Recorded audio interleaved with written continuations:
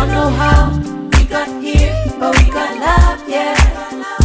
Don't know how we got here, but we got love, yeah. Welcome to Saving Us, where we discuss relationships in marriage, family, and beyond. Relationships are hard work and should be a priority. These discussions are here to help you navigate the waters of insecurity and frustration and hopefully guide you to a place of peaceful fulfillment in your own relationships. Hey everybody, and welcome to Season 3, Episode 2 of Saving Us. We are your hosts, Deetra and Michael. Carter. Woo-woo, we're the Carters, and we love reaching out to you just to give you a little encouragement, a little support, to tell our story, and hopefully you can connect with us and feel like you are not alone in your relationship. That's right. All right. So our first segment is accountability. So last week we talked about food, right? Yes. I am on my season journey, I should say, of no bread, no crackers. And I'm done fine this week. It's getting easier and easier as we go. Right. So I will say we did go out to eat. We went out to eat for my birthday. Yes. With the kids. And where did we go? With the kids, we went to Longhorn. I think it was Longhorn Steakhouse. So they have good bread and Texas Tunyon. Yes. And you didn't eat any bread. So I didn't. I got to give it to you. I did eat the blooming onion, Texas A little Tunyon, bit of whatever it. you call it. You did eat a little bit. Yep. But we tempted you because we had it all there. It was smelling good. Yes. But she didn't eat it, so that was good. Yes. And what are you doing for accountability? What are you? I'm still doing Noom. Yeah. Yeah. It's working. It is working. Yeah. In fact, we had a big snowstorm the other day. Yes, like most of the nation. It's like a lot of the nation. And I finally went out to shovel snow. And our driveway is huge. We have a 3-car garage, so the driveway is big. And all the kids are gone now. Right. So it was just me out there shoveling. And I weighed myself that morning when I got up. And when I came back in from shoveling snow, I lost 3 pounds. A little more than 3 pounds. So you was dripping wet with sweat. Yes, it was a good workout. I liked it. But you know, when I work out and I'm sweaty, when I get back on the scale, it often says I weigh more than it did when I got. Doesn't say more. I promise it does. It'll say like more. A pound more. I have no idea. You can't work out and go up. But this is the difference between men and women, because you have more muscle mass, you lose weight quicker. You go to that place where they give you pizza when you work out. What's that? I saw something on Planet Fitness YouTube. used to do that. What? When we first Goodness. joined, they used to have a pizza. Was it Tuesday or something? Did they? Used to serve I don't pizzas? even. Was it Once a month or something like that? No, They used to have pizza. Oh, don't you hate? They just put gyms in the same area where restaurants my are. goodness. Like ours, McDonald's is across the street, and then there's a pizza place, and there's a bakery, in the same parking lot. And a rib place or a rib. Yeah, there what do you call is. barbecue place? Yeah. So when you come out, like if you go in the morning, you smell the McDonald's breakfast. And a breakfast place. And yes, there. And you smell the bakery items. Yeah. This is terrible. I know. It's just terrible. It's not a good setup. And then when we used to go to the YMCA, they had a Subway and they used to bake cookies. You remember that? Yeah, I did. In the Y. In the YMCA. In the Y. You'd be leaving the gym and just smell all the cookies baking. Yeah, that wasn't a good setup either. This is just to make sure you keep coming back. That's what it is. Yes, they what want it is, your money. You feed yourself, come back and exercise. It's just all a trap. Everything is a trap. But you've been doing good, I have to say. Bread. She hadn't even bought bread. We don't have any bread in the house. We have no bread in this house. That's true. None. We actually, and if anybody watches this that knows me, knows that they should be very surprised. I don't eat any bread. But the bread that we did have actually molded. So I was like, wow. Yeah. Proud of me. That's good. That's a good thing. That's good accountability. Yeah. So you're doing good. And for you guys out there, you might have some food sensitivities. My skin has been clearer since I haven't been eating all the wheat. Oh, has it? And my stomach has been better. It's like I don't feel so tight. I haven't really lost any pounds on the scale. But you know how when you eat bread, you just have that full, tight feeling a lot. So I feel, bloated. Like bloated. Bloated feeling. So I feel better. So that's a benefit right there. Yeah, there you go. It's a good deal. Yep. All right, accountable. Okay. So we're going to go on into our topic today. So last week we talked about how we met. How we met? Yeah, we're talking about our love journey. Our love journey. Well, last week was our love first journey love. part 1. Part 1, yeah. So this is then- part 2 today. Yeah. So today we're covering. Yeah, we were talking about first loves last week. Let's move on Right. from that. Yes, because you were talking about Malcolm. Whatever it is. So anyway, now this week, yes. Yes. But I'm not allowed to name any names, but that's okay. So this week we're talking about how we met. Uh-huh. So when he saw me, it was love at first sight. He saw me walking down the street just like in a movie.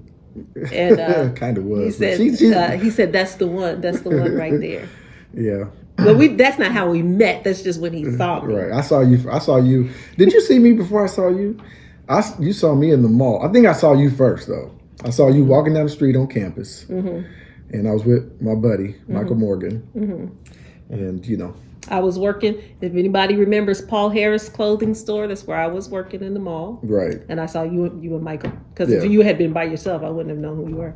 That's true, yeah. Walking down the mall. I was like, that's who Michael's talking about. There you go. See? And it was reversed. Yes. So there you go. So that's how we first saw each other. But we met actually in the studio. Right. So my buddy, Michael Morgan, he and I had a studio together in his basement. And, just our little studio where we recorded. And you had to make music. He told me about you. He said, I got this girl. She contacted me. She has to make some music for your master's program. No, it wasn't for that. I had just written some songs, and I had nothing to I didn't have any outlet to record. Okay, you just wanted to record. So I just wanted to record the songs and maybe submit them, someplace, Right. studios, Ty Scott, something like that. Sorry, ring on the I know he's shaking it. But I just wanted to record the songs that I had. I really just wanted to do a demo. Just right. Whatever. Okay. I was totally ignorant. I didn't even know how to do it. I didn't know how many songs. Right. I didn't know what to ask.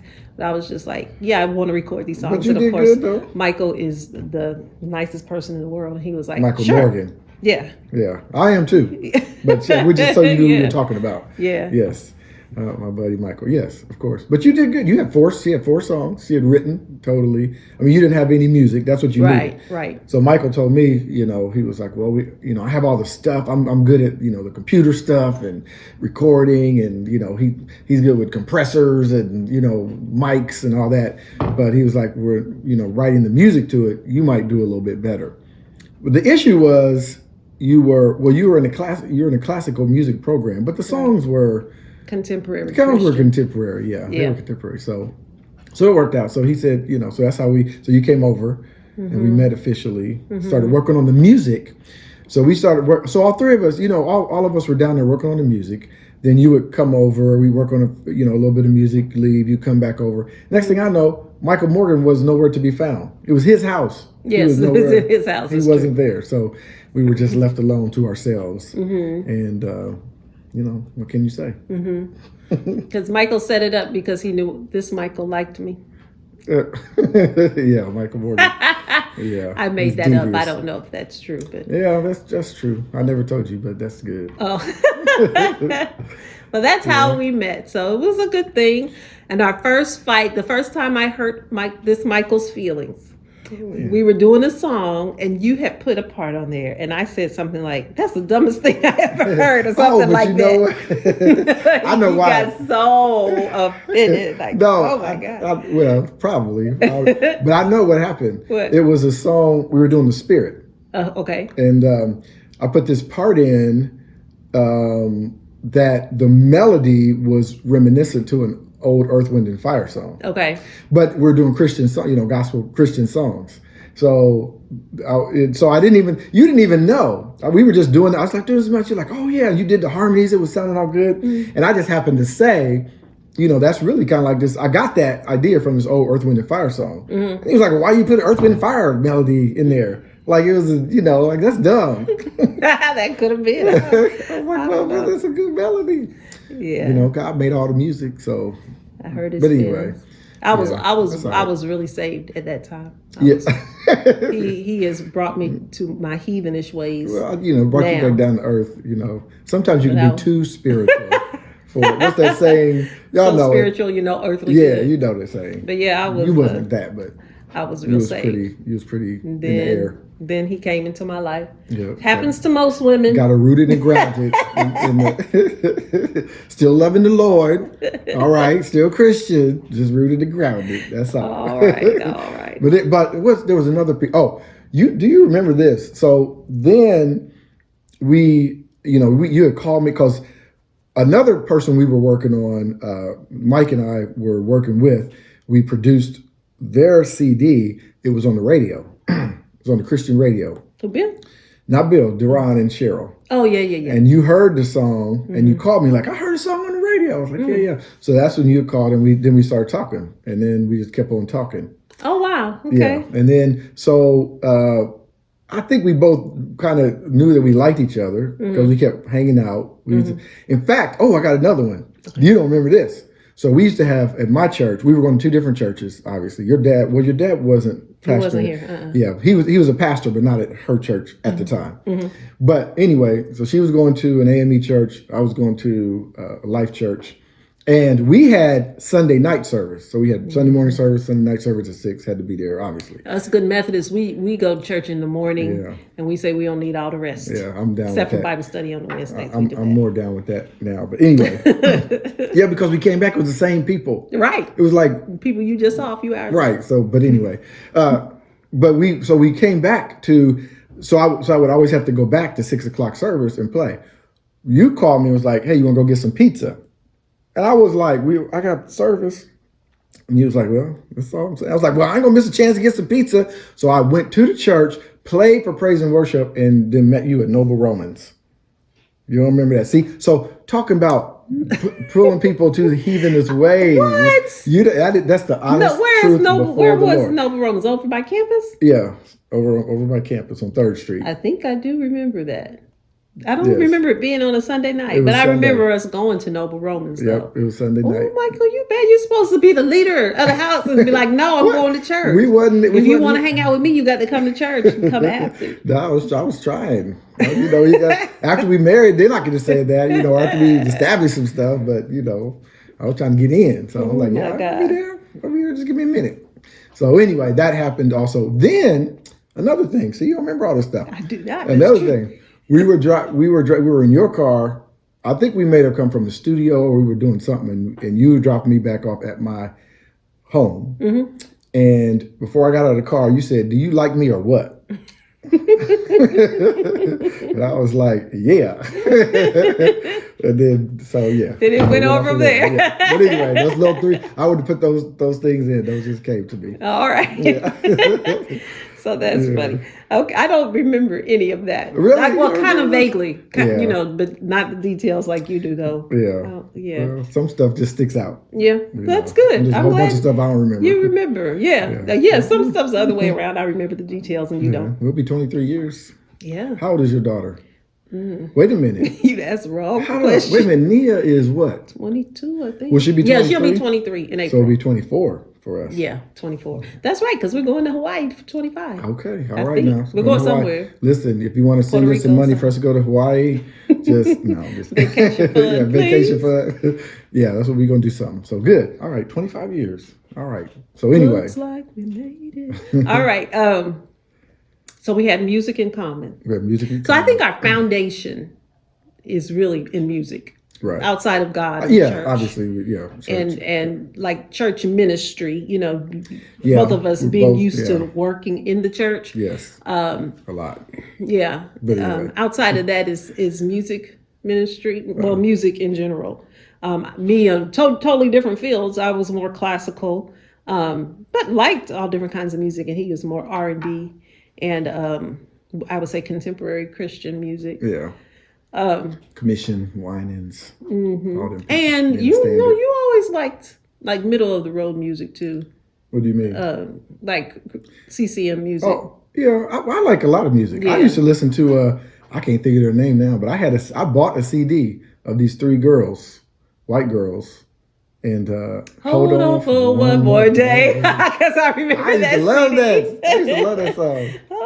know. Yeah. Who was that? They sang Wide Open Spaces as well. Something, yeah. But they weren't a Christian group. No, Yeah, they were just that was a pop group. Pop group. It was just a pop group. They were Dixie Chicks. No, it Dixie wasn't. Chicks? No. They Dixie Chicks was country, Oh, and they sang "Goodbye, Earl." See, I know that I too. don't know that. Yeah, it was about killing somebody, so I didn't listen to that. Earl is dead. Yeah, I remember Earl's that. dead. I remember Goodbye, that. Earl. But no, it was. I can't remember their name. We'll have to think of it. Yeah, Wilson Phillips. Yeah, Wilson Phillips. With yeah. Carly Simon was in it. Yeah, Wilson Phillips. Yeah, I That used was to love them. But anyway, yeah, I liked a lot of different music.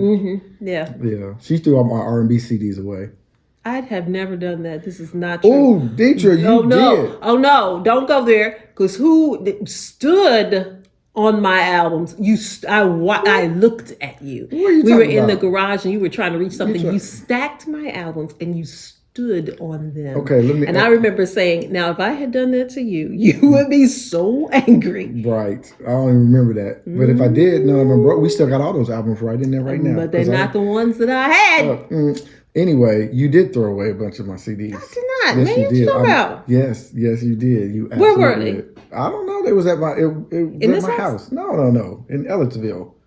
I don't even know if we I were. didn't We weren't know where even your married music yet. was in Ellisville. Yes, you did. You threw away a bunch of them. I was like, "What happened to me?" Like, you don't need to be listening to that.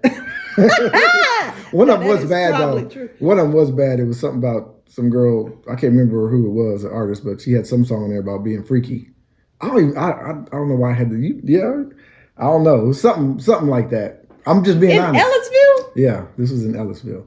Were you moving or something? If we were clean? No, I think you was just there and you saw it. Oh yeah, that sounds like me. I probably I can't deny it. I probably did. Like, oh, you can't be with me and listen to this. Go away. So it was all right. It was all right with me. That's funny. That's funny. Now, all of us have different engagement periods, and a lot of times couples will get advice. You should be engaged at least 2 years. Right. At least a year. You should see the person during every season. So allow some bad things to happen so you can see how they react, when things don't go their way, stuff like that. Did we follow that rule? 2 years? No, we did not. Let's see. When did we get engaged? So it was in October. It was on October the 4th, actually. October the 4th. I'm pretty sure. I know it was the first weekend in October. I think it was October the 4th. We had known each other for a year. But we hadn't been dating not for dating, a year. Yeah, no. Yeah, because we had known each other just a year. Just a year. And had been dating for maybe 6 months. Yeah. But when you know, you know. But that's not a advice I would give as a pastor. I would not either. I would say, for other people, definitely take time. Get to know the person. Yeah. Get to know the person. Especially if you're younger. I would say if you're younger than about 26, 27. Yeah. Well, see, we weren't that. We were older. Yeah. We were a little older. I mean, we were right there. Right. We were 27. Yeah. So, you should get to know the person. You should, yes. Because you may not be mature enough to handle all the changes, all the things that you didn't know, Right. Before you got married, and you find out, and you be like, "Oh, bump this." Right. Well, and the other thing too is, why do you feel like? And I'm not talking bad about anybody else, a young person listen to this, but why do we as young people feel like it has to happen right now? Mm-hmm. Like if you meet somebody and you're 23 and 22 years old, what is the difference in waiting a year or two than doing it right now? In the scope of life, right? You're thinking, oh, we got to do it right now. Time is going by. I'm getting so old. But when you look at life, it's worth it based on what you said. Because you can, and even if there are things that you don't like, there are things you can work out. There are things you can talk about, right? You know what I mean? And because it could be like, well, I'm glad to know you don't like that. That's something I could change. I mean, some stuff you wouldn't, like we, you kind of would change a person. Right. But they might, like there might be stuff I did. We have a lot of differences. How you do the dishes, how, whatever, trash. We're going to talk about that. Yeah. Yes. But anyway, but you could, those are things you could adjust. Mm-hmm. And if you talk about it first. Mm-hmm. But if you're already married, it's like you said, oh no. Right. Yeah. In some ways, depending on what it is, Yeah. You'd be like, if I had known this before, Yes. Yes. So, just get to know whoever you're with. Yes. Take your time, get to know them. Mm-hmm. Yeah, so like we were engaged 6 months, known each other a year, engaged 6 months, got married 6 months later Right. in the spring. Right.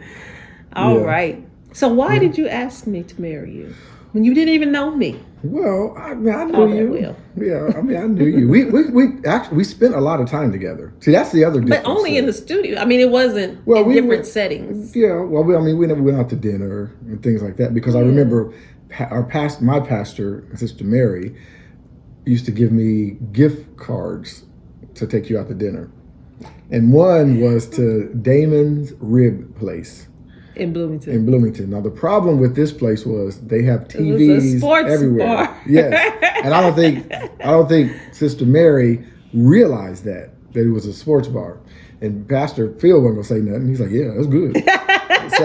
so when she found that out, before I took you out there, when she found that out, she came to me and was like, "Listen, don't look at the TVs, don't look at the game. You look into her eyes." I was like, the whole time. So the whole church had me set up. Yep, the whole church. Once they knew.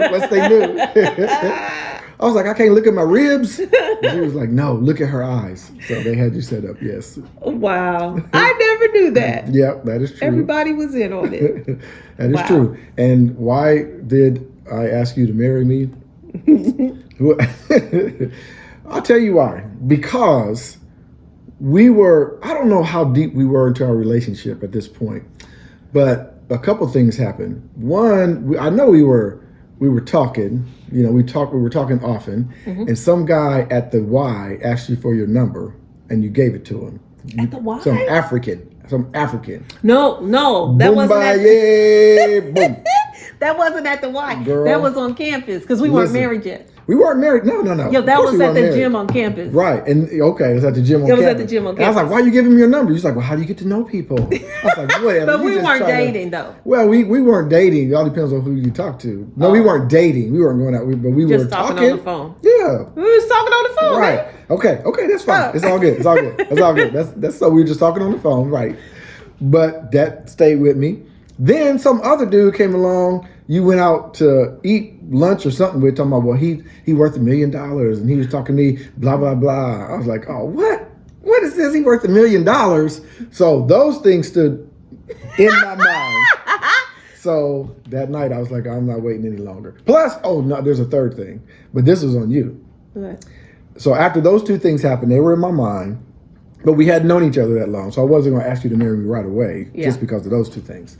But the third thing was, you said, see, this might be something else you don't remember or you might deny.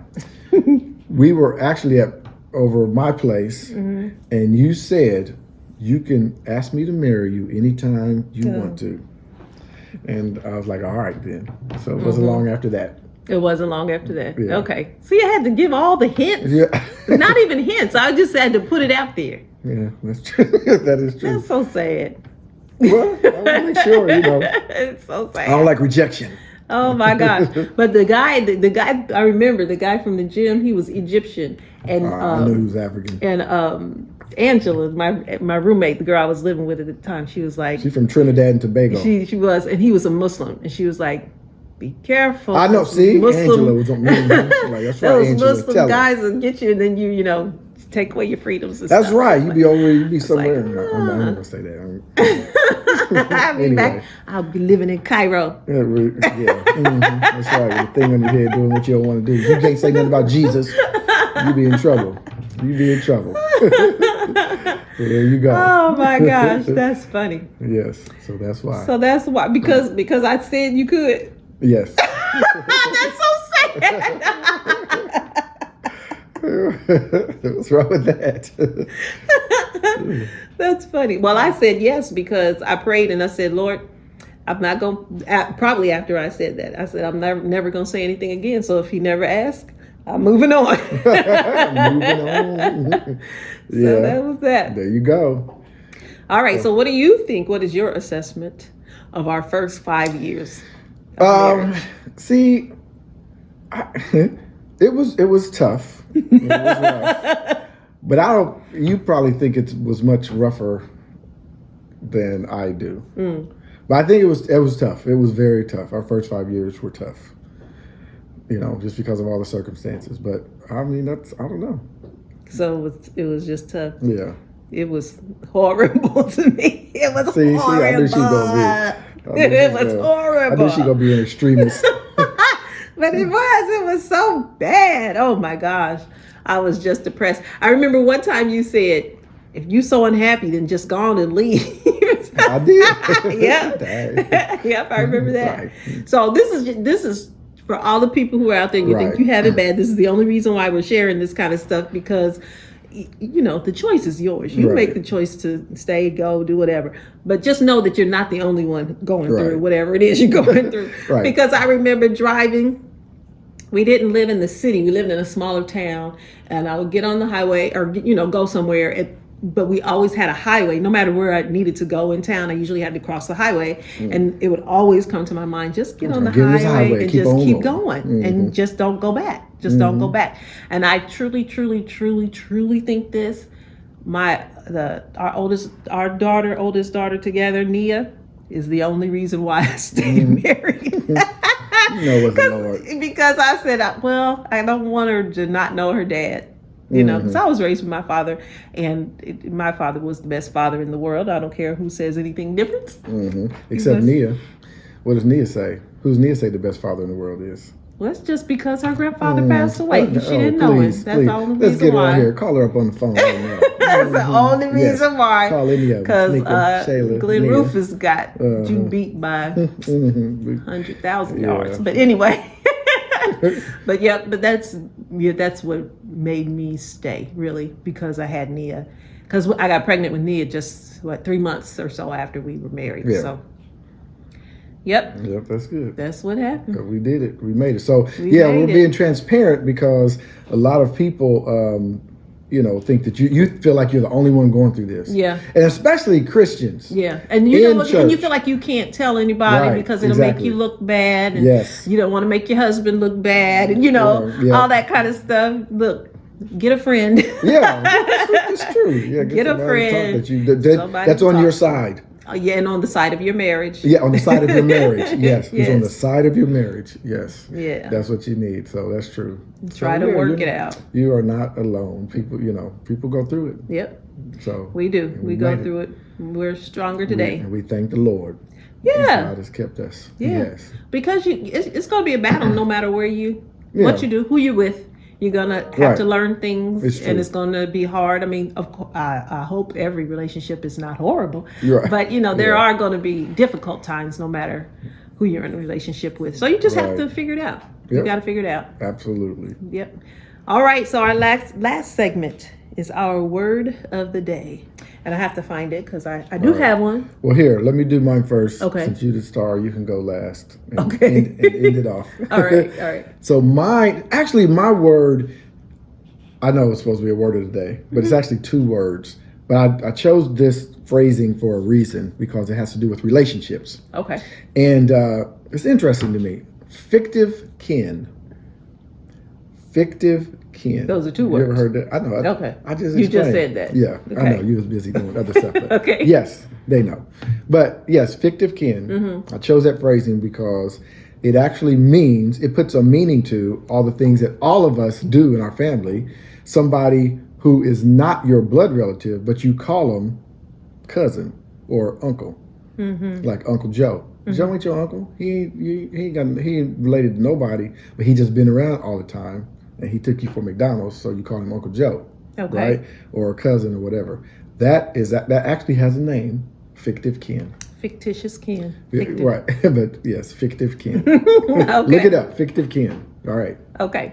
My word is amorphous. And amorphous means without clearly defined shape or form, or something that's lacking in structure or focus. So we don't want to be this. Don't be amorphous. Get structure and focus.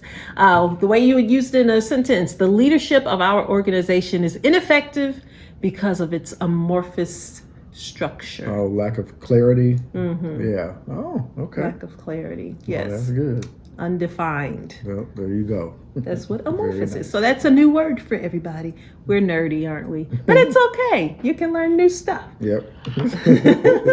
So until next time, that's all we have. Thank you guys for listening to us, for tuning in is what I was trying to say. Thank you for tuning in, and we will see you next time on Saving Us. Bye-bye.